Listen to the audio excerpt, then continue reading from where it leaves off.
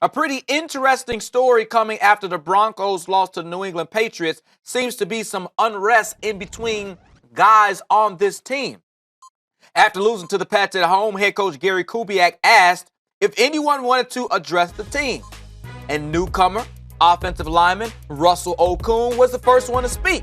Well, that did not sit well with cornerback Aqib Talib. According to the witness, this set up a screaming match with the defensive back group, and Okung, an unnamed Broncos player, described it as a, quote, pretty much your classic offense versus defense divide.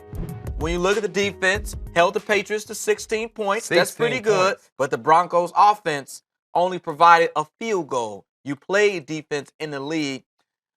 What kind of perspective can you give in terms of sometimes the defense feeling like they're taking care of business, but the offense not holding up their end of the bargain? As a former defensive player, you can see where the Broncos defenders are coming from, because this isn't just a right now situation. Okay. Even a year ago when they won the Super Bowl, it wasn't because of how good the offense played. All about the defense. It was more so about the defense and how they were able to catch their offense anytime they failed. Had their back. And it was vice versa, because sometimes they had slip-ups also. Okay. But this season, it has been more of the defense doing what they're supposed to do and the offense not doing what they're supposed to do. Even a week ago, that defense kept them within reach of winning that ball game against Tennessee, and the offense missed drop passes, the O-line not blocking, only ran for like 18 yards. Just maybe 10 points in that game? So when the head coach gives the opportunity to have an open floor for any dialogue going back and forth with whoever, right?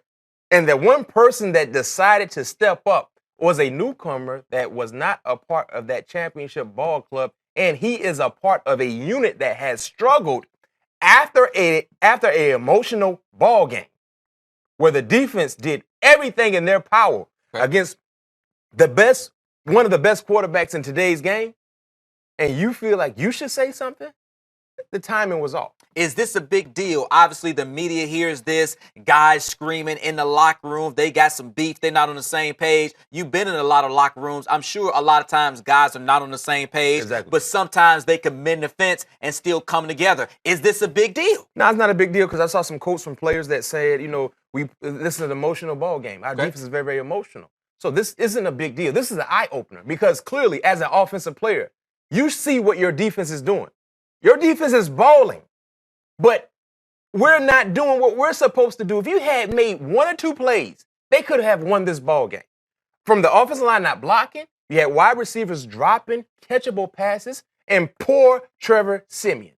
He will not be the starting quarterback not based on how he performed, but based on the supporting cast letting him down. Right. Because Trevor has really done a pretty good job when need be.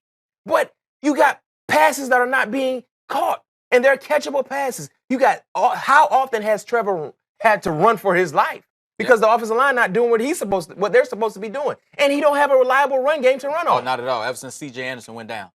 So we working with Justin Forsett, a guy who's on his third team this year. Yes. So they're going from running back to running back, and they're still not getting any production. So clearly, it's not all about the runners in the backfield. It's about the offensive line and the job they're not doing. Be honest. People want to know, when you were in Pittsburgh, obviously you spent some time in Arizona as well. Have you seen, and it doesn't have to be a brawl, but guys really going back and forth or getting after it? Yep. Nah, I haven't seen that. But I saw that in college at Florida State. Okay. A homecoming game my senior year. We're playing against Duke, 12 noon.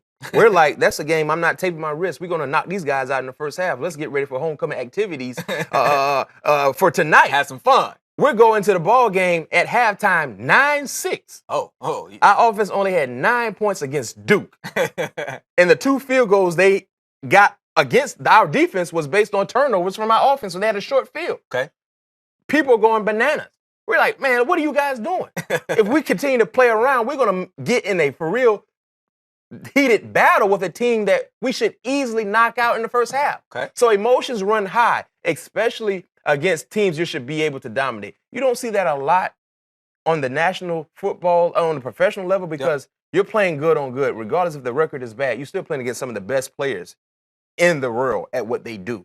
But collegiately, I've seen that quite a bit. We need to hear the end of the story against Duke, though. How did that turn out in the second half? Well, we blew them out. I think it was like 32-6, something like that in the second half. So the offense got the That's message. all it takes. The offense got the message. And clearly, hopefully, Aqib Talib, Chris Harris, and the crew got into the offensive players' grills good enough for them to really wake up and cut their light on for next week because they still have a shot at getting to the playoffs. We'll see if that sparks something for this Denver Broncos team.